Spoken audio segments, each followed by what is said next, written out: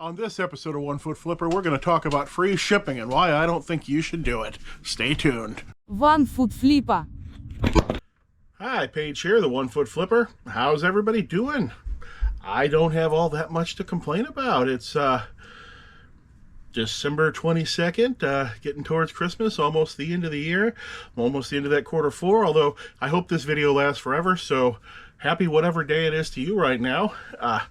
Today, we're going to talk about free shipping and why I don't think that most of you should do it. Now, this video is not for you if you specialize in one very certain thing and you know and your shipping costs are pretty much the same from coast to coast, or if you operate in an area like media where free shipping is the norm for everything, then this video is not for you. Move on, find a different one. You'll like that better than just sitting here and listening to me say things that don't apply to you or that you don't agree with. This is more for your general garage sale pickers who just sell all sorts of things and, don't have lots of multi-quantity listings, don't have 100 of the same thing, and they're not ordering items from distributors and things like that. This is for people who sell everything or at least close to everything. All right, let's get into it. Okay, first thing I'm going to talk about is that I think free shipping attracts Amazon-style customers who enjoy returning things. Now, I could be completely wrong about this. I don't have any data to back that up, but I believe that the sort of customers who are going to search eBay and click on free shipping are the same sort of customers who do a lot of shopping on Amazon and if your customer does a lot of shopping on Amazon, they're probably used to returning a lot of things on Amazon. And I want as few returns as possible. I want 0 returns. And if you've got free shipping, you're going to end up taking a lot of free returns, whether you like it or not. Now, of course, this is going to vary depending on what sort of thing you sell. Some items have almost 0 returns, and others, like clothes, electronics, have huge return rates. So it's going to vary by what you're selling, but I do indeed think that free shipping attracts customers who like to return things. Let's talk about what free shipping does to pricing your items. If you've got free shipping on that item, you basically have to price in to your shipping the price to the furthest zone from your house in order to keep you from losing money. And that makes your price less attractive to almost everyone else. So that is going to reduce your sales. Now, when it does sell to a closed zone, that's great, but overall it's going to make you non-competitive in price on quite a few things. You guys know what Offer to Watcher is? It's that thing where you click on your seller hub there or on your eBay phone app and you can send out % off or specific prices to the watchers of your items. And I use this feature every single day. I actually do it multiple times a day. But if you have free shipping, your offers to watchers look aggressively worse, especially depending on how much the shipping of the item actually cost. It can make your offers look terrible. If that item cost $10 to ship and the item only costs $10, which is the reality of a lot of those garage sale items that you're going to find, if you send a 10% off offer on that item, it drops the price down by $2 if your item is listed at $20 free shipping. However, if your item is instead $10 plus $10 shipping, you can send a 20% off offer and it's going to drop it down the same $2. And that offer is going to look so much better to the customer. He's going to see that price go from 10 to 8 instead of from 20 to 18. It's going to just look so much better. And honestly, that alone would probably be enough for me not to do free shipping.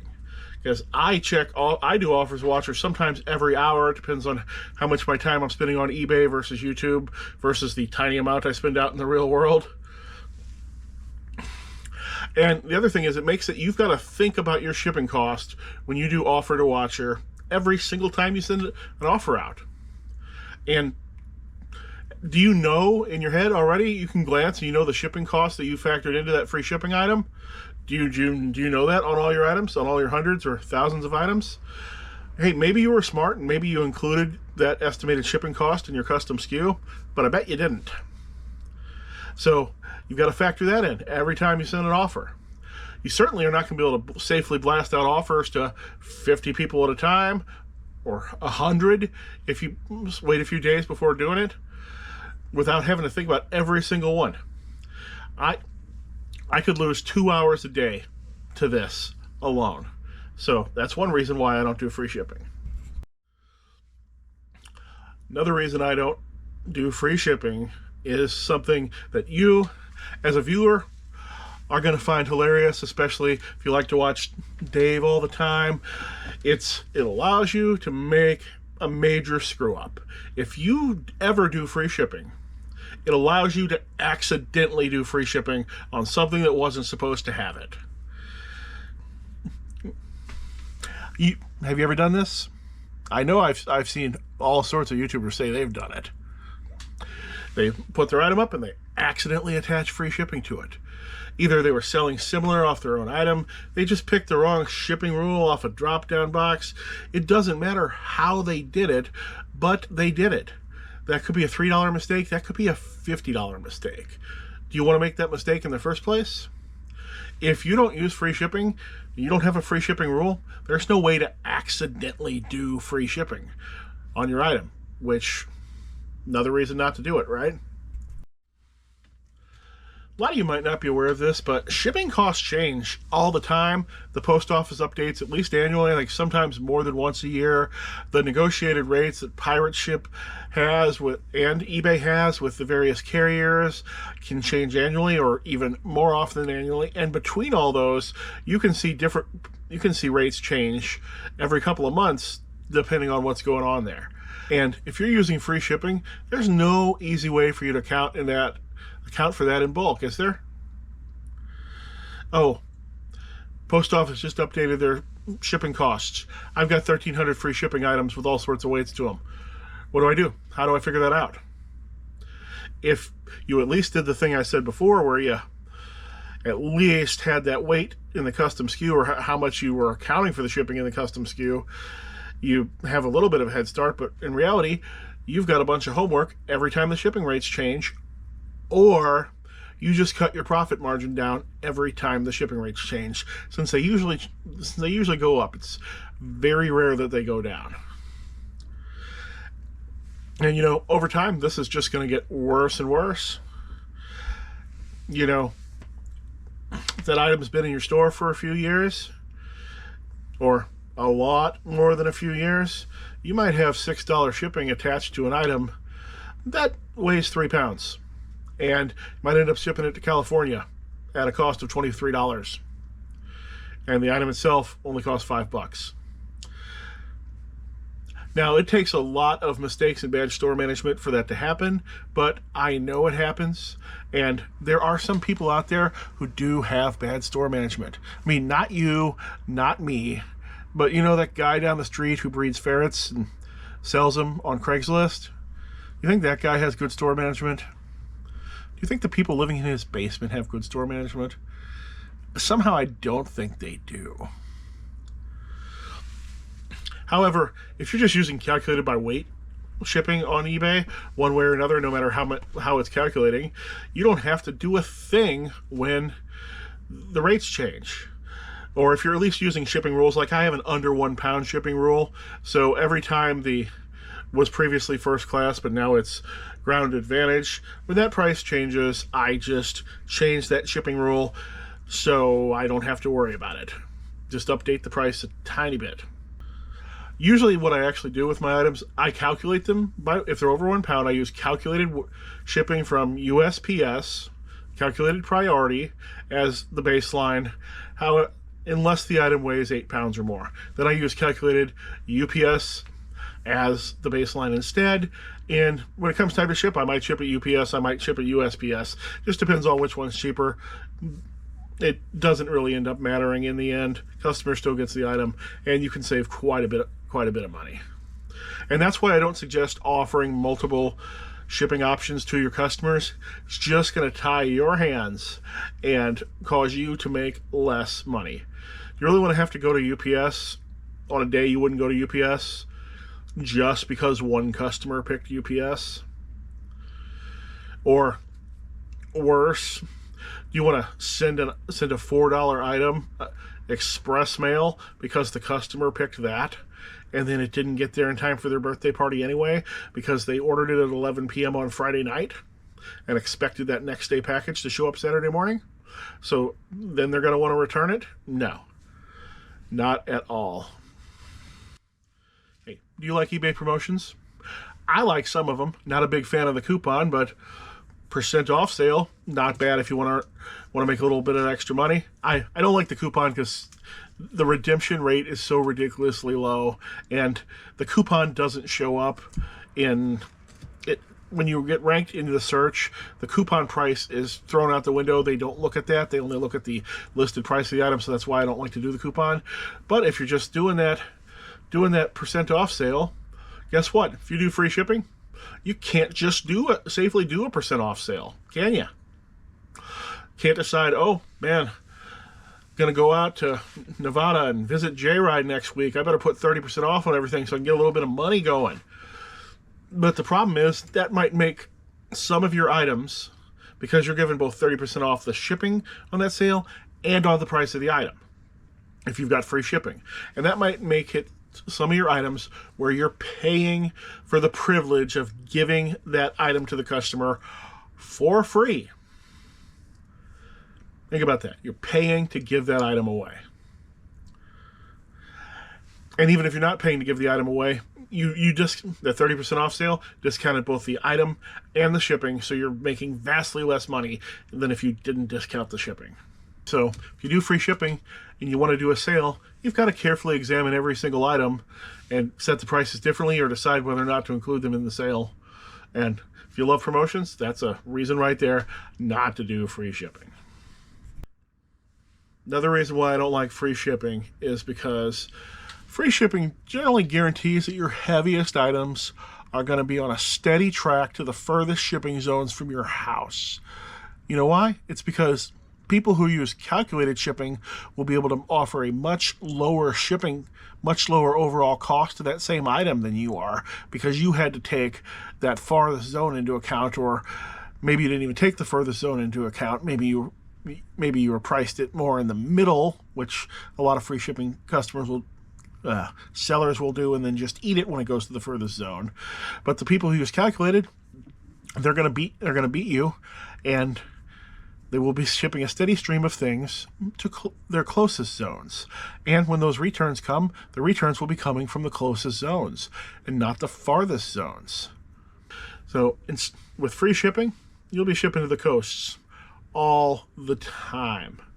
With calculated shipping, you'll probably ship to your neighboring area. A lot of my items, probably half of them, go to my same zone. I'm in Missouri, so it's everything north and south of Missouri, and one state over on each direction, I think, is my zone.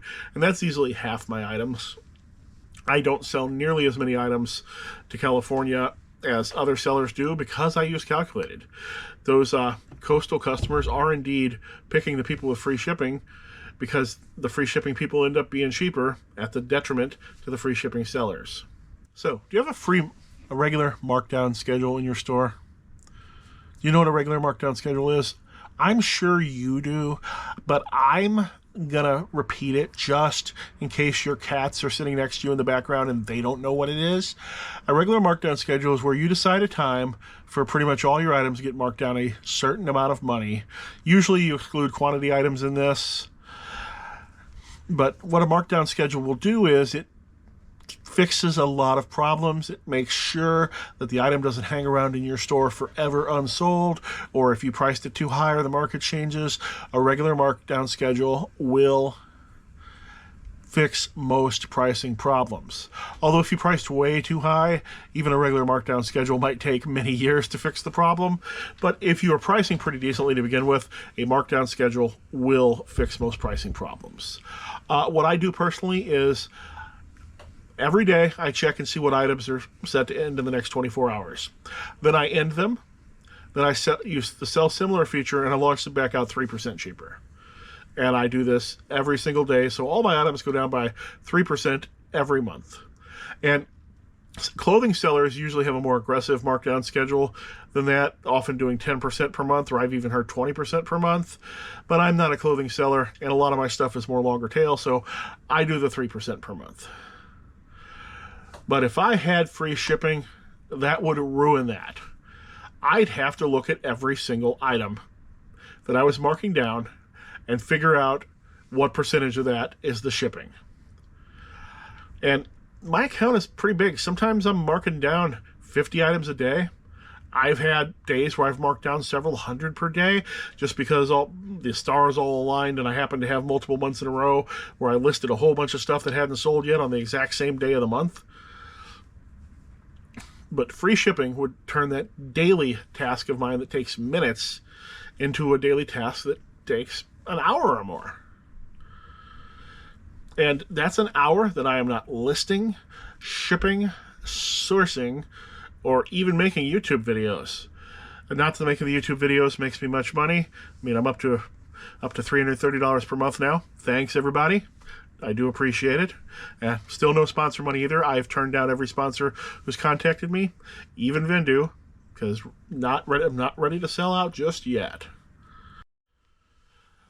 Free shipping on your item means that customers don't understand how much of that item cost is shipping and how much of it is the item. Some of the customers don't even understand that anybody is paying for shipping in this situation. I don't know how. Maybe they went to obedience school rather than grammar school, but there are people out there that somehow just think that free shipping is free. They don't think that it's in the cost of the item or that they're paying for it in any way. So you'll have a $10 item with free shipping, and somebody will offer you $5 for it. And you know that it would cost you $6.83 just to ship that thing out to them. And the people don't understand why you can't really come down off that $10 by very much. In fact, the free shipping basically makes any price negotiation for your items with your customers just aggressively worse, because any negotiation whatsoever is really cutting money off of that shipping cost as well, instead of just off the base price of the item. And I guess that's my main and final, not my main, but at least my final reason why I don't do free shipping. Now, I guess you could do free shipping anyway, right? You get a checkbox next to your item. You're going to rank a little bit better on that eBay algorithm, which won't matter as much if you've got good prices and you name your items in ways that they'll be found easily. Because price tends to sell items more than anything else, at least for anything that's easy to find. Clothes, antiques, and ephemera and stuff, that's a little bit different. Those are more search engine dependent or ranking dependent, because there's just an endless amount of them. You know, Nike shirt, extra large, probably 50,000 of them on eBay. And no matter how specific you get with what you're looking for, I bet you'll still have thousands of results. So yeah, that algorithm ranking might matter there, but that algorithm ranking is not going to matter very much if you're selling a book, because all you got to type in is the title of the book. And then you'll see all 20,000 of them that are available on eBay from $3 shipped. And you can't sell it at $3 shipped, right? So no reason to sell that book in the first place, but that's me going down a whole nother path. I've explained in some other videos how in media you cannot compete against the charity media sellers because they're not playing the same ball game as you. They pay their minimum price to ship something out. It's about $1.80 cheaper than yours, and they usually are getting paid to stuff advertisements into these orders. You ever order from a bookseller and there'll be like promo cards in it for DoorDash and things like that? They're getting paid to stuff those in there, which is actually a violation of media mail rules, but for some reason they're never held accountable to it because they're charities. But that's a different story. All right, I think I've talked about free shipping enough for today. If you disagree with me on this, give it a thumbs down. If you agree, give it a thumbs up. And you know what? Free shipping might still work perfectly for you. If it is, then I'm not going to, you don't have to change that just because we watched this video. Maybe you can keep those thousands of items in your head together, or maybe you've only got a little store. Maybe you've only got 30 things. It's just not that much to think about. You've got them all in your head. It's easy, and you're not doing daily management tasks. In which case, maybe free shipping will work better for you, but not for me. Hey, thanks for watching, everybody. If you know anybody who abuses free shipping, tell them about my channel.